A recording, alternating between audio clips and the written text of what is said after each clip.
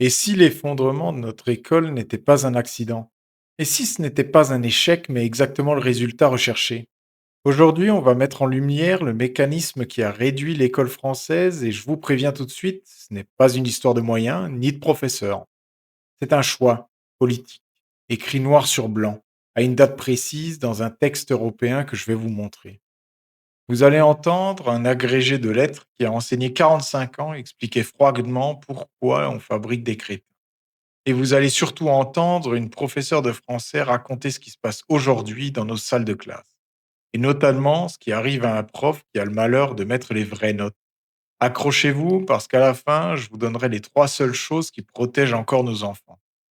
Bienvenue sur du bon sens. Remettre l'église au milieu du village, ça ne demande pas grand-chose.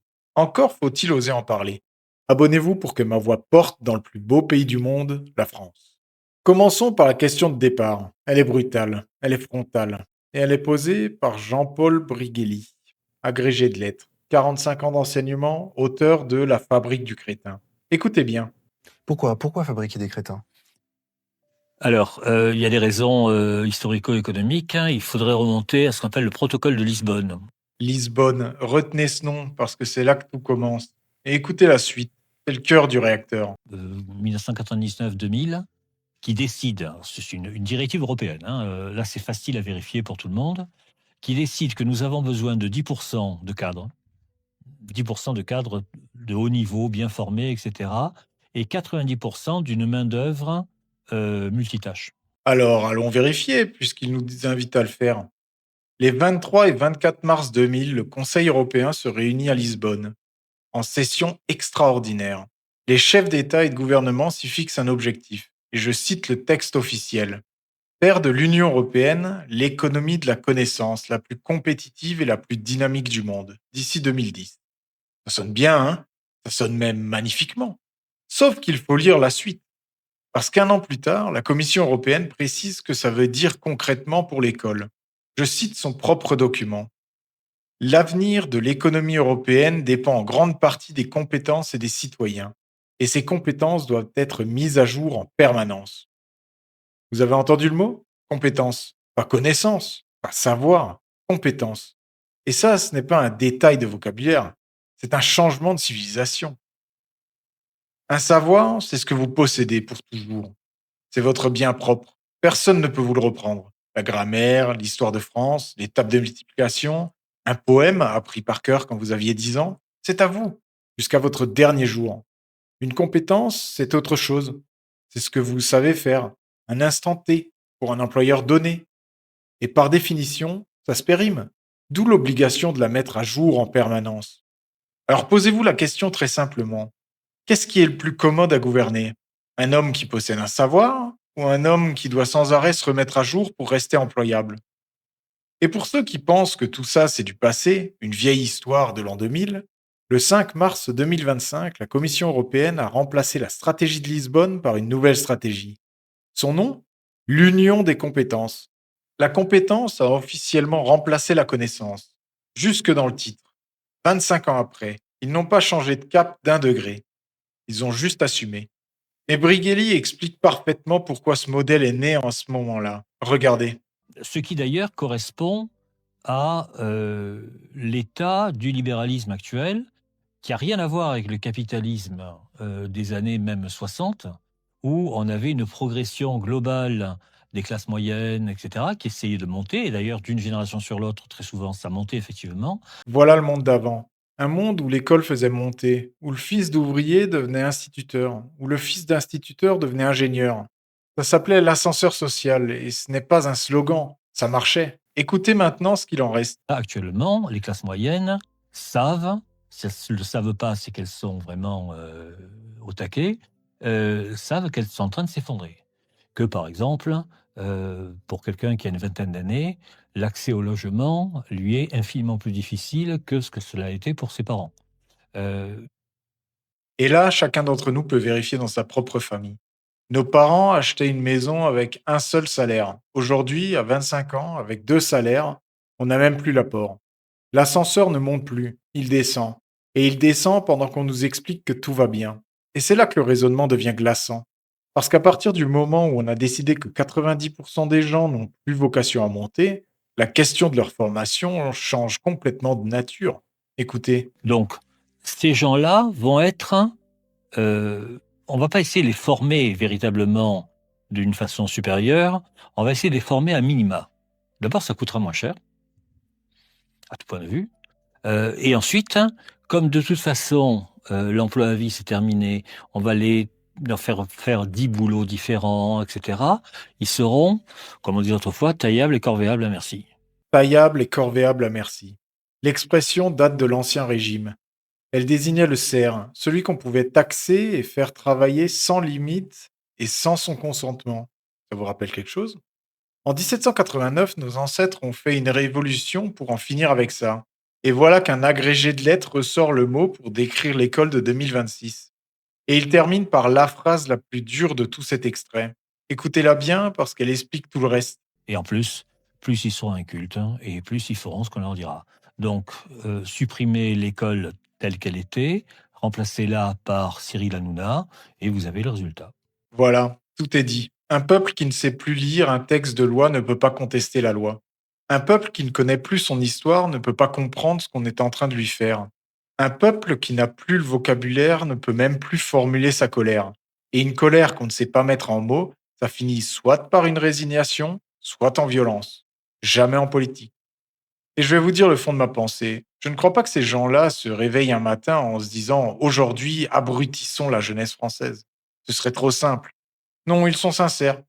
Ils sont convaincus. Ils sont guidés par une idéologie qu'ils trouvent généreuse.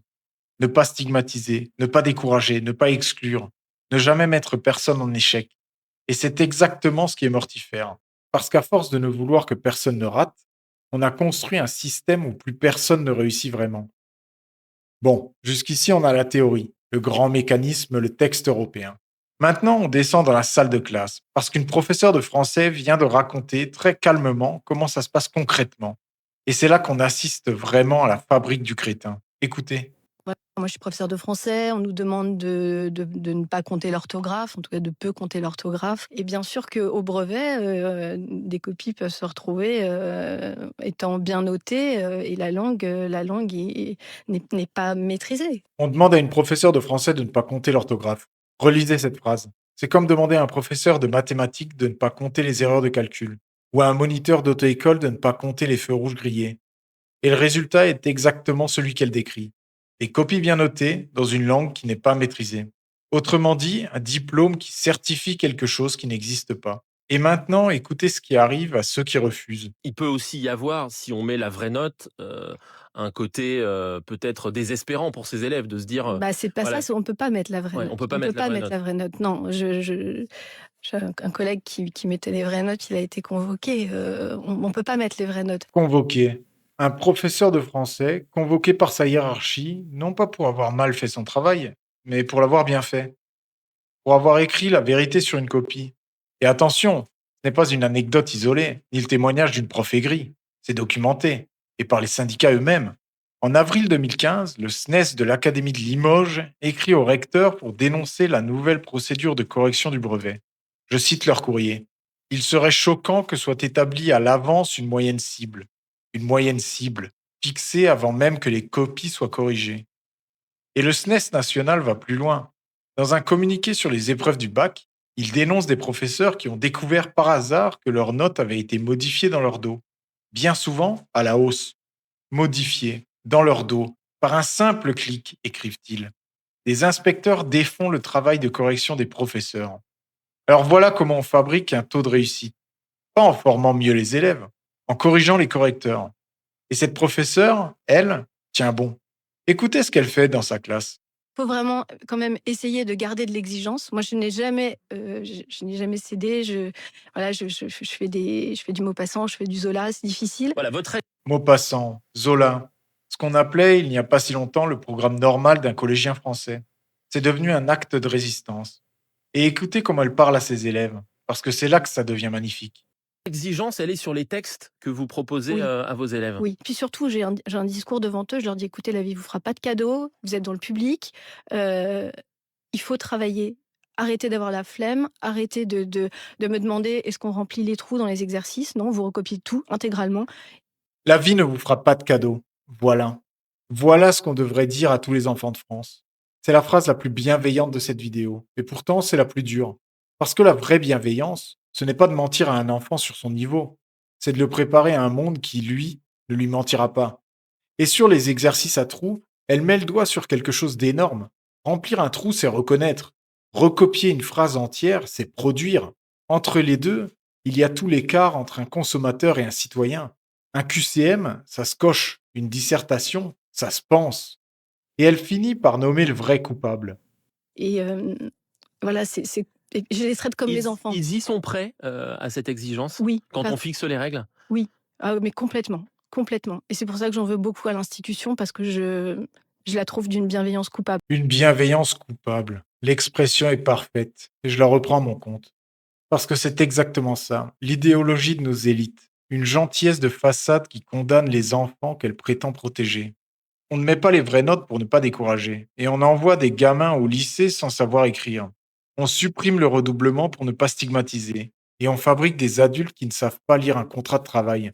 À chaque fois, l'intention est bonne. À chaque fois, le résultat est un désastre. Et à chaque fois, ce sont les enfants des pauvres qui paient, jamais ceux des ministres. Maintenant, les preuves. Parce que tout ce que vous venez d'entendre, l'État lui-même le mesure. Et il le publie. Depuis 1987, le ministère de l'Éducation nationale fait passer exactement la même dictée à des élèves de CM2. Le même texte. 67 mots, une dizaine de lignes. Rien de sorcier. Le soir tombait, papa et maman, inquiets, se demandaient pourquoi leurs 4 garçons n'étaient pas rentrés. Voilà le niveau de difficulté. Résultat, en 1987, 10,7 fautes en moyenne. En 2007, 14,7. En 2015, 18. En 2021, 19,4. Sur 67 mots. Le nombre de fautes a quasiment doublé en 34 ans. Et voici le chiffre que personne ne vous montrera aux 20 heures. En 1987, 12,9% des élèves de CM2 faisaient 2 fautes ou moins. En 2021, 1,9%. On est passé de 1 élève sur 8 à 1 élève sur 50. Et ce n'est pas qu'une affaire d'orthographe. PISA 2022, l'étude de l'OCDE. La France perd 21 points en mathématiques. C'est la plus forte baisse jamais enregistrée depuis notre première participation en 2000. 19 points de moins en compréhension de l'écrit. Et l'OCDE écrit noir sur blanc que les résultats français sont parmi les plus bas jamais mesurés dans les 3 matières. Elle précise aussi, et c'est important, que ce déclin avait commencé avant le Covid. Et regardez ce qui s'est passé il y a un mois. Session 2026 du brevet. Pour la première fois, les épreuves finales comptent pour 60% de la note au lieu de 50. On a très légèrement rendu l'examen plus exigeant. Résultat immédiat, le taux de réussite tombe à 80,6%. Presque 4 points en moins qu'en 2025. Les mentions bien et très bien s'effondrent, de 49,1% à 37,3%. Et dans la voie professionnelle, on tombe à 64,8%. Le ministre lui-même avait prévenu qu'il fallait s'attendre à une chute drastique. Vous mesurez ce que ça veut dire? Il a suffi de bouger le curseur de 10% pour que le vernis craque. Les élèves n'ont pas baissé le niveau en un an. C'est simplement qu'on a arrêté, un tout petit peu, de maquiller les résultats.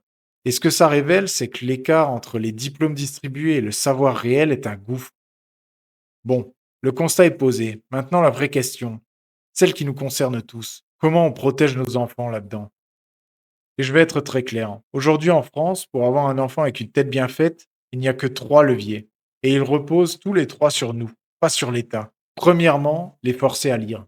Et j'assume complètement le verbe forcer. Premièrement, les forcer à lire. Et j'assume complètement le verbe forcer. Parce que donner le goût de la lecture quand un enfant a un téléphone dans la poche, ça ne marche pas. Les chiffres sont accablants. Selon l'étude du Centre national du livre publiée cette année, les jeunes de 7 à 19 ans lisent 18 minutes par jour. 18 minutes, contre plus de 3 heures d'écran quotidienne. Ils passent 10 fois plus de temps sur un écran qu'avec un livre. Et chez les garçons de 16 à 19 ans, on descend à 7 minutes de lecture par jour. Un enfant qui ne lit pas ne construit pas de vocabulaire. Sans vocabulaire, pas de pensée complexe. Sans pensée complexe, pas de liberté. C'est aussi mécanique que ça. Deuxièmement, les écrans. Et là, ce n'est pas moi qui le dis. C'est la commission d'experts installée par le président de la République lui-même qui a rendu son rapport en avril 2024. Leurs chiffres, les enfants de 6 à 17 ans passent en moyenne plus de 4 heures par jour devant un écran. 4 heures et 48 minutes chez les 11-14 ans, hors temps scolaire. Plus de 5 heures chez les 16-19 ans. Et 30% des enfants ne dorment pas assez à cause du téléphone, de la télévision ou des jeux vidéo. Leurs recommandations, elles, sont limpides. Pas de téléphone portable avant 11 ans. Pas de réseaux sociaux avant 15 ans. Là, je vais dire quelque chose de fou. Je suis d'accord avec le gouvernement pour une fois. À un détail près tout de même. Ce n'est pas à l'État de décider d'interdire les réseaux sociaux aux moins de 15 ans. Chaque parent est responsable de comment il éduque ses enfants. C'est ça la liberté. Troisièmement, et c'est le plus dur, repasser derrière ce qu'on leur apprend. Regardez leur cahier. Faites-leur faire des dictées le week-end. Corrigez les fautes, toutes les fautes, même celles que la maîtresse a laissées passer. Racontez-leur l'histoire de France, celle des rois, des paysans et des poilus. Ce n'est pas de la défiance envers les professeurs. La plupart sont les premières victimes de ce système. On vient d'en entendre une. C'est simplement qu'un parent est le dernier rempart. Alors à ce stade, vous dites peut-être très bien, mais si le système est à ce point cassé, pourquoi ne pas en sortir carrément?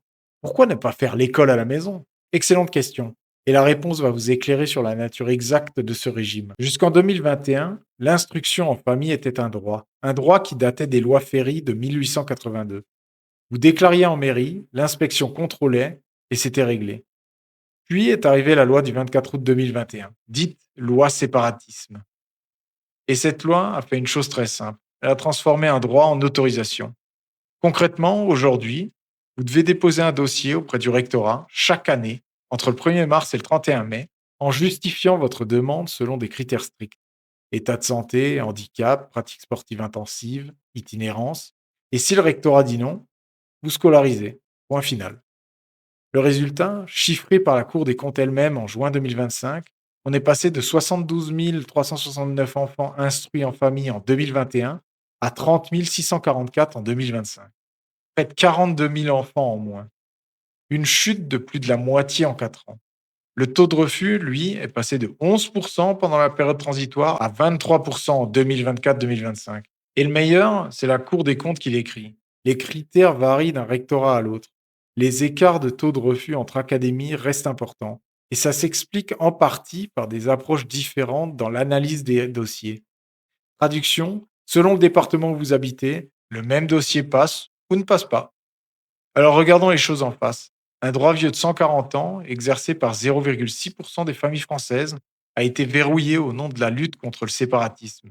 Et l'immense majorité de ceux qui en font les frais, ce ne sont pas des séparatistes, ce sont des parents ordinaires qui voulaient simplement soustraire leur enfant au naufrage. C'est le principe même de ce régime. Quand un problème apparaît quelque part, on restreint la liberté de tout le monde. Alors récapitulons ce qu'on a établi depuis le début.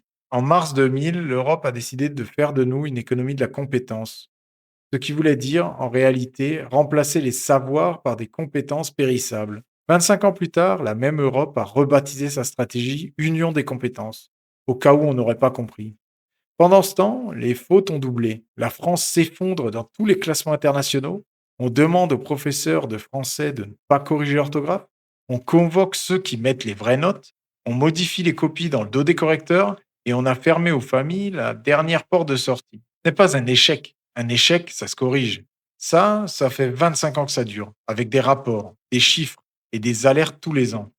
Ce n'est pas un système qui rate, c'est un système qui réussit exactement ce pourquoi il a été conçu. Et je vais vous dire ce qui me révolte le plus. Ces gens-là qui décident de ce que nos enfants doivent apprendre, mettent les leurs dans des établissements où on fait encore du Zola, où on compte encore l'orthographe et où on met encore les vraies notes. Ils ont détruit l'ascenseur social et ils ont gardé l'escalier de service pour leur propre progéniture. Alors le bon sens exige une chose très simple. Arrêtons d'attendre. N'attendez pas une réforme, il y en a eu 15 en 30 ans et le niveau n'a fait que baisser. La bataille se joue chez nous, ce soir, dans votre salon. Un livre à la place d'une tablette, une dictée le dimanche matin. Un recommence c'est mal écrit plutôt qu'un c'est bien mon chéri. C'est modeste, c'est fatigant et c'est la seule chose qui marche encore.